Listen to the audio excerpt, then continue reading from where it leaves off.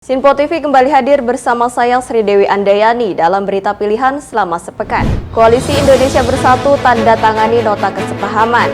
Menko Marves usulkan transisi pandemi jadi endemi ditunda. Polisi tangkap pimpinan tertinggi Khilafatul Muslimin. M. Taufik resmi dipecat dari Partai Gerindra. Aksi kejahatan di jalan melibatkan anak anggota DPR.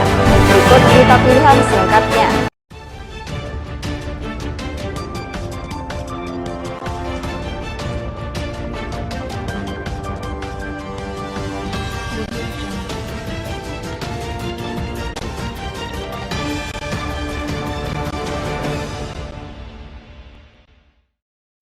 Koalisi Indonesia Bersatu menggelar silaturahmi nasional di pelataran Senayan, Jakarta pada Sabtu 4 Januari 2022. Dalam silaturahmi tersebut, ketiga partai politik ini juga menandatangani nota kesepahaman yang menunjukkan komitmen bersama untuk bekerja sama. Berikut laporan reporter Sinpo TV Andi Rezaldi. Koalisi Indonesia Bersatu hari ini menggelar acara silaturahmi nasional yang bertepatan di pelataran Hutan Kota Gelora Bung Karno, Jakarta. Pada acara hari ini juga dihadiri oleh beberapa tokoh politik dan hampir seluruh senior dari ketiga partai politik ini juga turut hadir, seperti Menko Marves Luhut Binsar Panjaitan, juga tadi ada Agung Laksono, Hatta Rajasa, dan lainnya. Namun yang menjadi pusat perhatian pada malam hari ini adalah kehadiran dari Ketua Projo, yakni ada Budi Arief, yang juga turut hadir dalam silaturahmi nasional pada malam hari ini. Memang dalam acara hari ini KIB belum ada mendeklarasikan siapa capres dan cawapres yang akan diusung oleh Koalisi Indonesia Bersatu untuk mengikuti ajang pemilu 2024 mendatang. Sempat disinggung juga soal beberapa isu soal politik identitas yang sempat dinilai memecah belah masyarakat pada pemilu sebelumnya. Dalam acara silaturahmi hari ini, Koalisi Indonesia Bersatu menandatangani komitmen untuk menerapkan budaya politik baru, yakni budaya politik gagasan, dan mengedepankan budaya sopan santun agar kedepannya tidak terjadi perpecahan seperti pelaksanaan pemilu-pemilu pada tahun-tahun sebelumnya. Dari keterangan ketiga ketua umum partai politik yang tergabung dalam koalisi ini menjelaskan bahwa KIB sampai saat ini masih terbuka untuk seluruh partai politik yang ingin bergabung untuk mengikuti ajang kontestasi pemilu 2024 mendatang. Tadi juga sempat disinggung bahwa koalisi ini mempersilahkan siapapun untuk maju sebagai capres dan cawapres walaupun memang tidak dalam internal partai. Tadi juga sempat disinggung ada nama Ganjar Pranowo, nama Anies Baswedan juga sempat disebut untuk dipersilahkan bergabung pada Koalisi Indonesia Bersatu pada malam hari ini. Berikut keterangan yang diberikan Ketua Umum Partai Politik yang tergabung dalam Koalisi Indonesia Bersatu pada malam hari ini. Baru saja tadi kita saksikan ijab kabul Partai Golkar, P3 dan PAN yang disaksikan oleh seluruh saksi yang hadir, dan malam ini menjadi malam yang bersejarah karena kami bertiga, Partai Golkar, Partai Amanat Nasional, dan Partai Persatuan Pembangunan menandatangani kerjasama, dan kerjasama ini adalah Koalisi Indonesia Bersatu, di mana koalisi ini tadi sudah disampaikan dalam bentuk pidato secara detail oleh Ketua Umum P3 dan PAN dan masing-masing. Jadi sebetulnya statementnya sudah sangat jelas bahwa ini akan kita bangun ke depan agar politik kita menjadi politik yang bukan politik identitas. Jadi kami teken itu nota kesepahaman atau kesepakatan. Artinya terbuka luas untuk teman-teman nanti partai lain yang bergabung, karena belum deklarasi. Deklarasinya nanti kalau sudah chapter penutup, Pak, ya, menjelang penutup. Tuh, chapter penutup. Jadi memang ini nota kesepahaman. Oleh karena itu ya tentu terbuka untuk teman-teman yang lain bergabung. Itu kira-kira yang perlu teman-teman garis bawahi. Jadi kita punya pengalaman, kita punya sesuatu yang bisa kita tawarkan kepada rakyat Indonesia. Itu bahasa optimistik dari kami, dan tentu saja karena ini yang boleh mengusulkan seseorang menjadi calon pemimpin presiden atau dan wakil presiden menurut Undang-Undang Dasar adalah partai politik dan gabungan partai politik. Kami bukan merasa hebat, jumawa, kemudian takabur, ya, tetapi kami mengatakan kami juga punya kader-kader bangsa. Demikian informasi yang bisa saya sampaikan dari Jakarta. Andi Rezaldi, Halida Dianisina melaporkan untuk Sinpo TV. Menteri Koordinator Bidang Kemaritiman dan Investasi Luhut Binsar Panjaitan mengimbau agar pemerintah tidak terburu-buru mengubah status pandemi menjadi endemi. Dirinya merasa khawatir usai melihat angka kasus COVID-19 yang seiring meningkat dalam 3 hari terakhir. Menteri Koordinator Bidang Kemaritiman dan Investasi Luhut Binsar Panjaitan turut mengungkapkan kekhawatiran seiring terjadinya peningkatan kasus COVID-19 dalam beberapa hari terakhir di Indonesia. Menurutnya, angka kasus COVID-19 saat ini masih sulit untuk diprediksi lantaran dari yang tadinya kasus COVID-19 berada pada angka 200 sampai 300 kasus per hari, kini melonjak naik hingga di atas 500 kasus dalam 3 hari berturut-turut. Sementara itu, dirinya akan terus memantau kondisi pandemi dalam 2 bulan ke depan untuk memastikan angka kasus COVID-19 terus menurun, sehingga keputusan pemerintah untuk beralih dari pandemi ke endemi dapat direalisasikan. Jadi gini, Anda tanya, kita tidak boleh buru-buru dengan ini. Sekarang ini, saya sudah lapor Presiden. Memang betul, kita sudah 98% kemarin. Tapi sekarang ini menurun. 3 hari terakhir ini naik. Udah 500. Tadinya 300, 200 kayak gitu-gitu. Jadi kami akan rapat besok dengan para pakar untuk evaluasi ini. Jadi kita tidak boleh terus mengatakan bahwa kita sudah masuk endemi. Saya juga pengen di saat masuk endemi. Tapi kalau nanti angkanya ini ada varian baru seperti di Amerika hari ini, sudah naik tinggi lagi, ya kita juga mesti hati-hati. Jadi kita semua, ya menurut saya kalau ruangan gini pakai masker sudah benar banget. Sebelumnya dalam rapat kerja dengan Badan Anggaran DPR RI, Luhut juga turut memaparkan angka peningkatan kasus COVID-19 dalam 3 hari terakhir, di mana pada tanggal 6 Juni 2022 terdapat 342 kasus. Pada 7 Juni 2022 terdapat 518 kasus dan pada 8 Juni 2022 terdapat 520 kasus.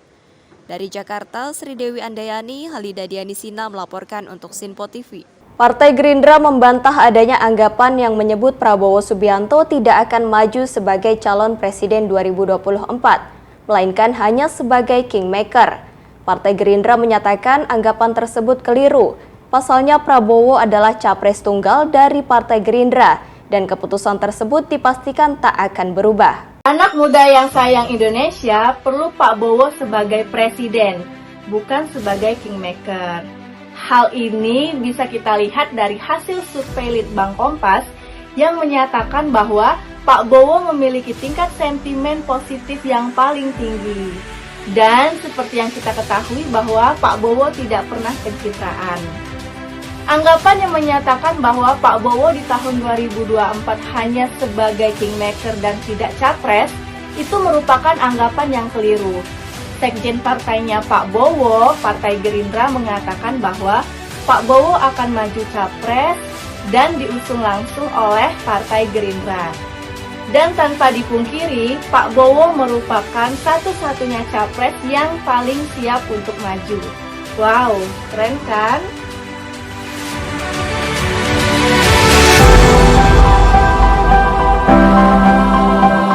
Tim Sus Polda Metro Jaya berhasil menangkap pimpinan tertinggi Khilafatul Muslimin, Abdul Qadir Hasan Baraja.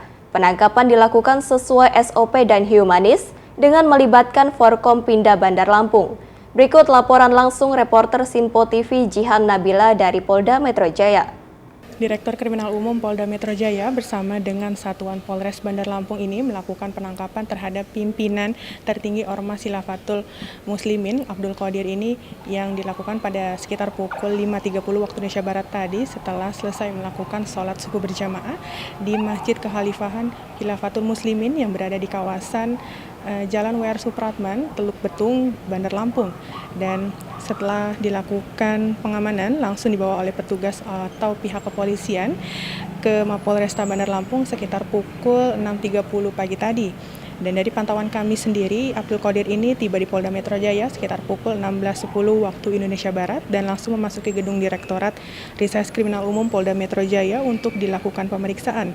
Dalam hal ini, Polda Metro Jaya juga melakukan konferensi pers terkait penangkapan pimpinan Khilafatul Muslimin Abdul Qadir yang dilakukan di Bandar Lampung pagi tadi. Terkait dengan penangkapan terhadap pimpinan Khilafatul Muslimin yang dilakukan oleh Polda Metro Jaya yang dipimpin langsung oleh Direktur Kriminal Umum Polda Metro Jaya Kombes Pol Hengki. Ini pada hari ini pukul 5.30 waktu Indonesia Barat tadi, Polda Metro Jaya menemukan perbuatan melawan hukum atau tindak pidana yang dilakukan oleh Ormas Khilafatul Muslimin ini.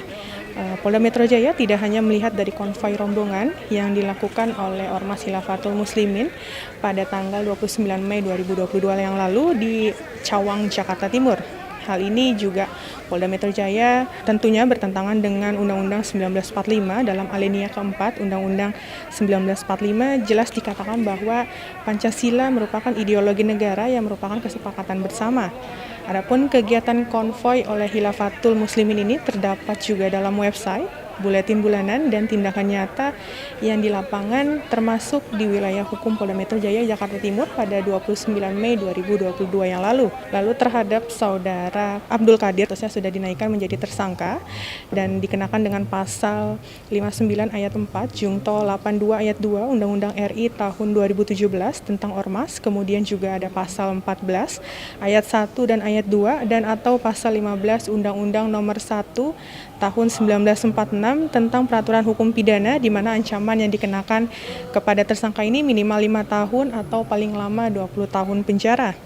Tadi juga Kabid Humas Polda Metro Jaya mengatakan Polda Metro Jaya akan terus melakukan pengembangan terhadap kasus ini dan akan melakukan langkah-langkah koordinasi dengan instansi terkait. Direktur Kriminal Umum Polda Metro Jaya Kombes Hengki juga menyampaikan bahwa ini merupakan titik awal untuk melakukan atau mengembangkan proses terkait Ormas Khilafatul Muslimin. Berikut pernyataan dari Direktur Kriminal Umum Polda Metro Jaya Kombes Pol Hengki. Penangkapan hari ini adalah titik awal daripada membongkar daripada organisasi itu. Kita analisis dari buletin yang sampai sekarang sudah 80 edisi, setiap bulan itu muncul, ada petakannya, ada dari selebarannya, kemudian dari website dan artikel-artikelnya. Ya, kita akan kembangkan terus karena sifatnya berkesinambungan penyidikan kita. Supaya rekan-rekan tahu, ya, ini organisasi itu cukup besar. Ada 23 kantor wilayah, ada 3 daulah. Ada Sumatera, kemudian Jawa, termasuk di timur, wilayah timur. Artinya ini tidak bisa dianggap sederhana rekan sekalian. Ini bukan awal. Pintu masuknya dari pimpinan tertinggi dan juga pendiri daripada ormas ini. Dari Jakarta, Jihan Nabila, Dava Rizkiano melaporkan untuk Sinpo TV. Debt kolektor digeruduk warga di kawasan Joglo, Kembangan, Jakarta Barat. Petugas kepolisian sektor Kembangan telah mengamankan 3 orang pelaku. Dari tangan pelaku, petugas menyita 2 motor rampasan sebagai barang bukti. Video rekaman ini viral di media sosial. Seorang pelaku debt kolektor digeruduk warga di kawasan Joglo, Kembangan, Jakarta Barat lantaran mengambil paksa motor korban yang tak menunggak pembayaran. Pelaku diamankan petugas kepolisian sektor Kembangan. Petugas yang melakukan pengembangan berhasil menangkap 2 orang pelaku lain dan menyita 2 motor hasil rampasan. Komplotan ini telah beraksi selama 1 tahun menggunakan aplikasi yang telah terpasang di telepon genggam. 1 motor rampasan yang mereka dapat dijual dengan harga 3 hingga 4 juta rupiah. Di salah satu akun Instagram Info Joglo yang terjadi pada tanggal 27 Mei dengan narasi diduga debt kolektor digeruduk warga. Untuk kronologisnya berawal dari korban inisial I pulang kerja, kemudian dibuntuti oleh 4 orang tersangka inisial S, D, R, dan BA. Di daerah Lebak Bulus, korban dipepet oleh ke-4 orang tersangka dan kemudian salah satu tersangka inisial S mengatakan bahwa korban dikenakan denda karena terlambat mengambil BPKB. Karena korban tidak merasa terlambat mengambil BPKB, korban menelpon saudaranya. Sambil korban menelpon saudaranya, tersangka D membonceng korban dan handphone korban diberikan kepada saudara S dengan alasan saudara S akan berkomunikasi dengan keluarga korban. Di daerah Joglo, korban berhenti ingin mengambil handphone dari saudara S. Pada saat korban mengambil handphone dari saudara S, motor milik korban yang dikendarai saudara D langsung dibawa kabur, sedangkan korban bergelut dengan saudara S. Akhirnya korban berhasil mengamankan motor milik saudara S, sedangkan saudara S kabur dijemput salah satu temannya saudara O yang memang sudah menunggu di perempatan Joglo. Setelah korban mengamankan motor saudara S, korban menyewa Gojek untuk mengejar saudara O dan saudara S. Di perempatan lampu merah Joglo, saudara S dan O mengalami tabrakan dengan seorang ibu-ibu. Dan kemudian saudara O berhasil diamankan warga, sedangkan saudara S berhasil melarikan diri. Setelah itu, tim kami dari Polsek Kembangan langsung membawa saudara O ke Polsek dan melakukan interogasi. Dari hasil interogasi, tim kami berhasil mengamankan saudara S dan saudara R di daerah Kota Tangerang hari Senin tanggal 30 Mei. Untuk ketiga tersangka kami kenakan pasal 363 ayat 1. Kalau menurut keterangan mereka mendapatkan satu nilai motor per kepala itu 300.000 sampai 400.000. Untuk nilai motornya mereka bisa jual 3 juta sampai 4 juta. Titik-titik beraksinya di mana aja, Pak? Random, Pak. Untuk titik mobile dia. Ini dipastikan bukan dari leasing kan, Pak? Bukan resmi ya? Bukan. Guna mempertanggungjawabkan perbuatannya, komplotan debt collector ini dijebloskan ke jeruji besi. Ketiga pelaku terjerat pasal 363 KUHP tentang pencurian dengan ancaman hukuman 7 tahun penjara. Dari Jakarta, tim Sinpo TV melaporkan. Majelis Kehormatan Partai Gerindra menggelar putusan terhadap salah satu politisi Partai Gerindra M. Taufik. Dalam hasil putusan sidang, Majelis Kehormatan Partai Gerindra memutuskan untuk memecat M. Taufik. Majelis Kehormatan Partai Gerindra menggelar sidang putusan terhadap salah satu politikus Partai Gerindra, yaitu M. Taufik, pada Selasa 7 Juni 2022 di kantor Dewan Pimpinan Pusat Partai Gerindra. Sidang tersebut dipimpin oleh Wihadi Wiyanto sebagai pimpinan sidang dan anggota sidang, yaitu Munatsir Mutsaman, Raka Gani, Yuniko Syahrir, dan Suhono. Dalam sidang tersebut, Wihadi Wiyanto menjelaskan poin-poin alasan pemecatan Taufik, salah satunya adalah melanggar ADART Partai Gerindra. Perlu diketahui, Majelis Kehormatan Partai Gerindra menggelar sidang yang merupakan sidang lanjutan usai pemanggilan Taufik pada 21 Februari silam. Dengan demikian, politikus Partai Gerindra tersebut telah resmi dipecat dan kini tidak lagi menyandang gelar sebagai kader Partai Gerindra. Berdasarkan pemeriksaan dan tindak lanjut dari hasil persidangan, pembahasan, pertimbangan, dan penilaian serta kesimpulan tersebut di atas, Majelis Kehormatan Partai Gerindra dengan ini memutuskan menyatakan Saudara M. Taufik selaku kader Partai Gerindra terbukti telah melanggar ADART Partai Gerindra. 2. Memberikan rekomendasi kepada Ketua Dewan Pembina dan Dewan Pimpinan Pusat Partai Gerindra untuk memberhentikan dan mencabut kartu tanda keanggotaan Partai Gerindra atas nama Saudara M. Taufik. Demikian putusan dalam rapat pleno dengan 5 orang Majelis Kehormatan Partai, dengan Ketua Wihadi Wiyanto, anggota Munatsir Mustaman, anggota kedua Yuniko Syahrir, anggota ketiga Raka Gani Pisani, anggota keempat Suhono. Demikian putusan ini kami sampaikan.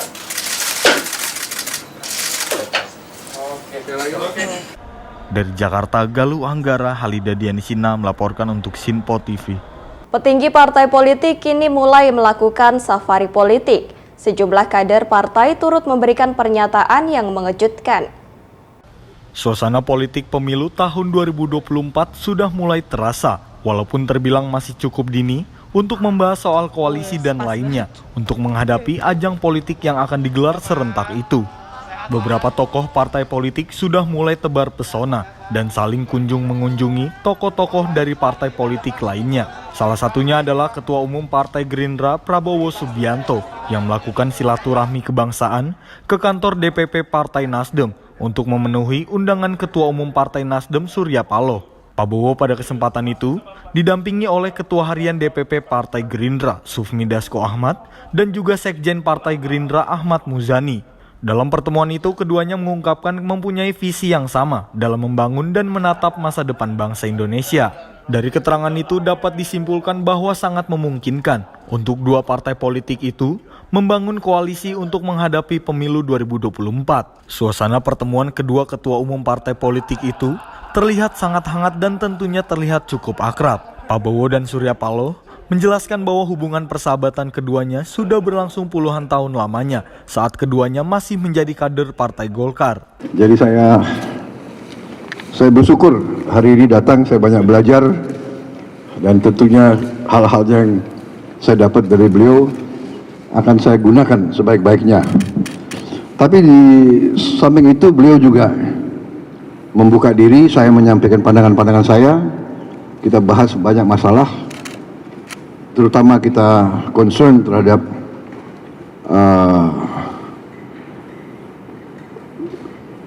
masa depan bangsa kita. Kita ingin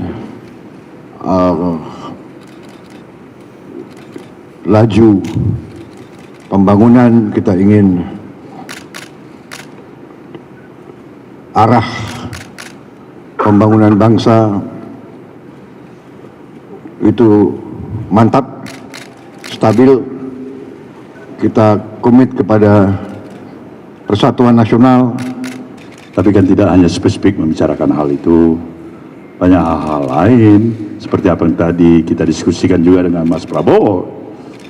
Concern kita adalah bagaimanapun juga proses akselerasi pembangunan bangsa ini harus tetap berlanjut. Kita mengerti bagaimana untuk mencapai tahapan kemajuan demi kemajuan bagi berbangsa dan bernegara ini diperlukan satu situasi yang cukup harus bisa dipertahankan. Apa itu? Stabilitas nasional. Nah, concern kita semuanya pada itu. Betapa mahalnya, betapa strategiknya arti keberadaan kita sebagai satu bangsa. Setelah Ketua Umum Gerindra Pak Bowo yang sudah silaturahmi ke Nasdem Tower, kali ini giliran Ketua Majelis Tinggi Partai Demokrat Susilo Bambang Yudhoyono yang mengunjungi Ketua Umum Partai Nasdem Surya Paloh pada 5 Juni Minggu malam. Menurut informasi, pertemuan itu berlangsung selama 3 jam dan dilakukan secara tertutup.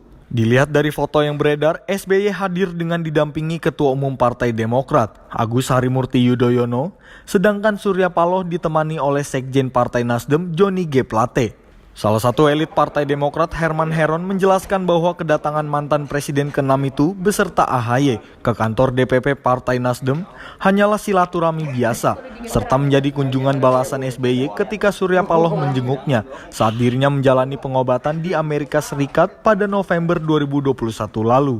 Pertemuannya kan kemarin malam, jam 7 sampai jam 10 malam ya pertemuannya. Dan sampai saat ini belum ada kabar apa yang tentu menjadi pembicaraan. Yang pasti bahwa ini memang sudah direncanakan oleh Pak SBY sebagai kunjungan balasan atas kunjungannya Pak Surya Paloh pada waktu menjenguk di Amerika Serikat. Nanti pada saatnya barangkali nanti bisa diinfokan apa yang memang menjadi pembicaraan antara para senior dan para yang memiliki jiwa kebangsaan ini gitu ya. Artinya bahwa dalam konteks silaturahmi semuanya terjalin dengan baik gitu. Kan masih fokus untuk melakukan persiapan pendaftaran verifikasi parpol. Verifikasi parpol itu akan dibuka pendaftarannya tanggal 1 sampai tanggal 7 Agustus. Dan kami memang sedang bekerja keras mempersiapkan seluruh prasyarat yang ditentukan oleh KPU.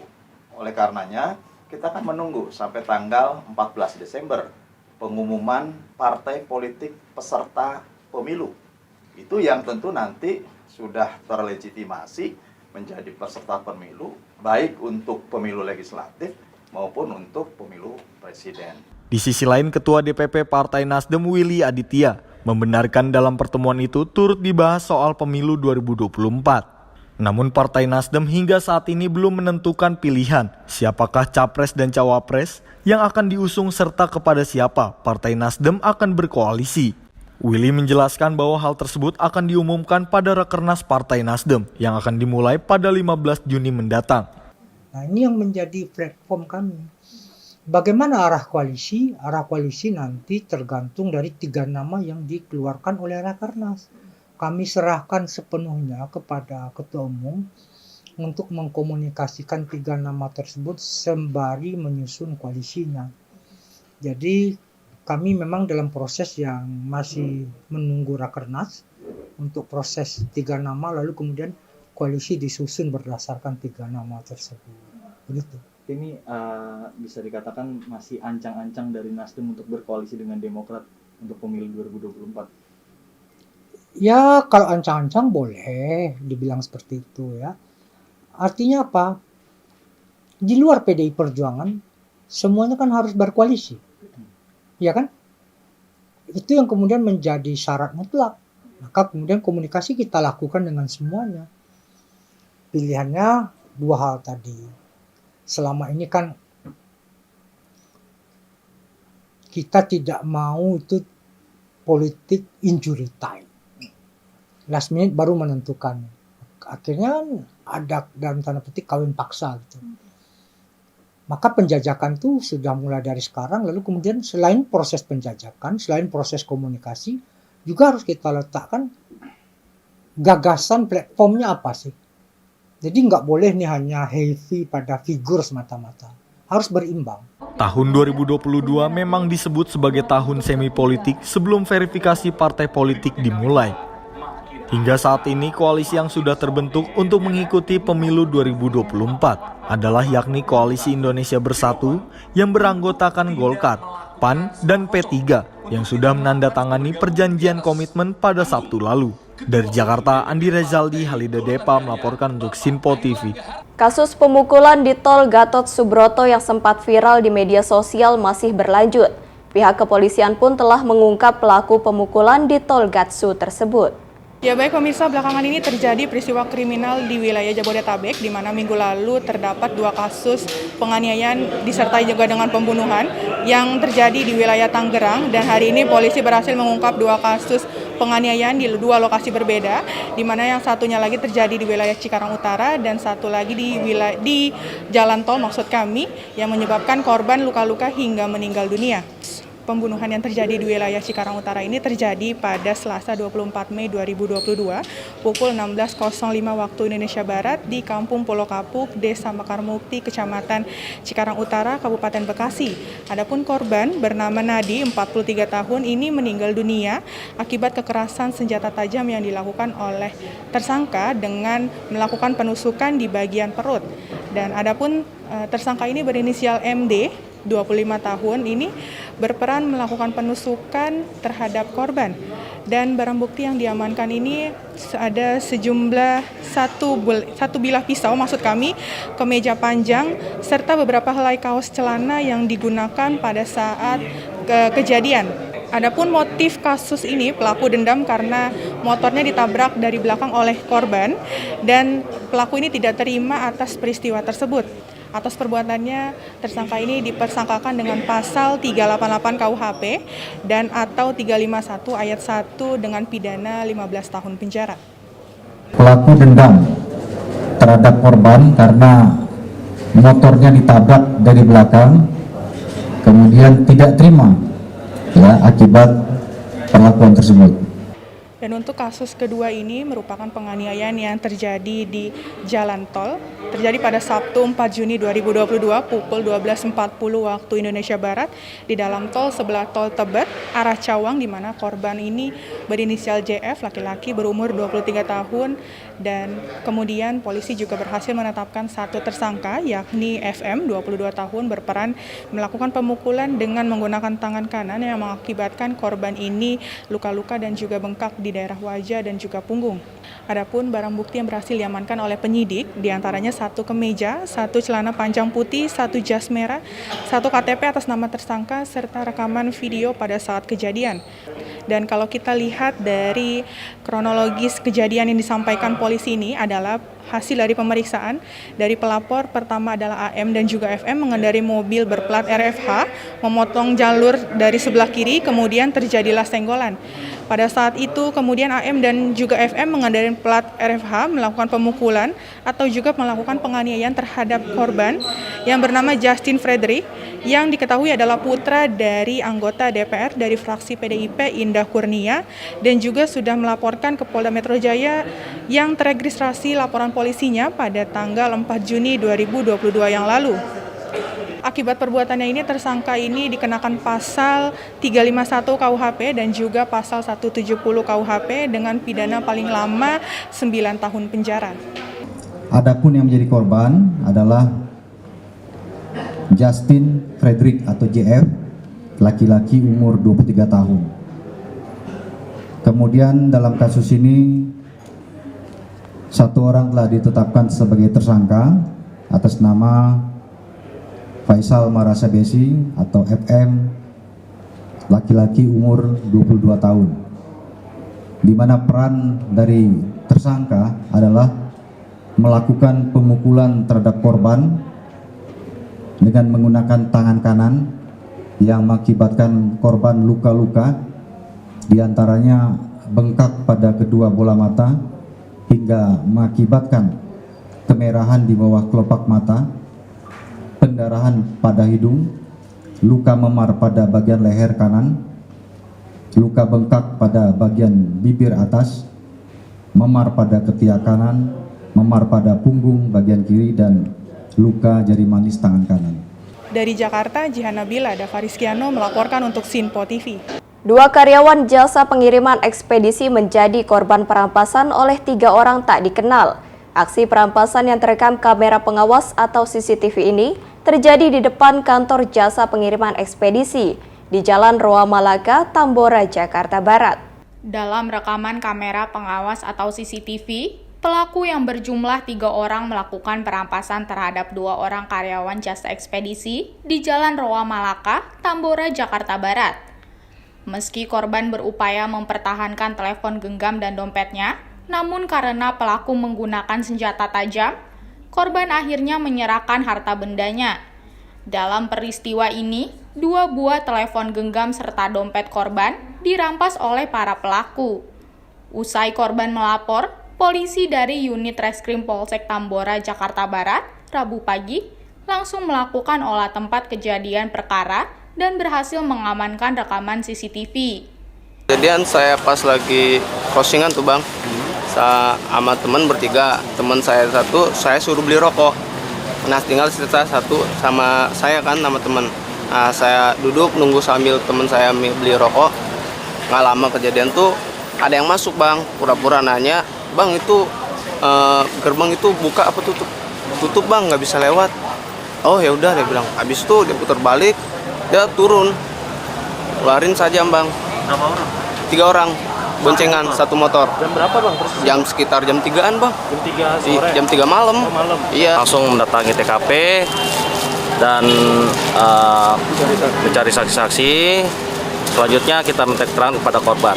Adapun dari olah TKP ini kami mendapatkan kronologis bahwa terdapat suatu kejadian di mana korban itu melakukan pembegalan dengan pelaku yang masih kita lidik dengan menggunakan senjata tajam. Pada saat olah TKP kami mendapatkan beberapa titik CCTV yang nanti kami akan koordinasi kepada pemilik untuk mencari petunjuk mengenai ciri-ciri pelaku. Berbekal dari rekaman dan CCTV ini, polisi telah mengantongi ciri-ciri pelaku dan tengah memburunya. Dari Jakarta, tim Sinpo TV melaporkan. Dua rumah warga yang berada di kawasan pemukiman padat di wilayah banjir Kanal Barat, Tanjung Duren, Grogol, Petamburan, Jakarta Barat terbakar pada Senin siang. Warga bantaran banjir Kanal Barat, Tanjung Duren, Grogol, Petamburan, Jakarta Barat sempat panik akibat peristiwa kebakaran yang sempat melanda pemukimannya pada Senin siang. Ada sekitar 2 rumah warga yang terdampak dari peristiwa kebakaran di kawasan pemukiman padat penduduk ini.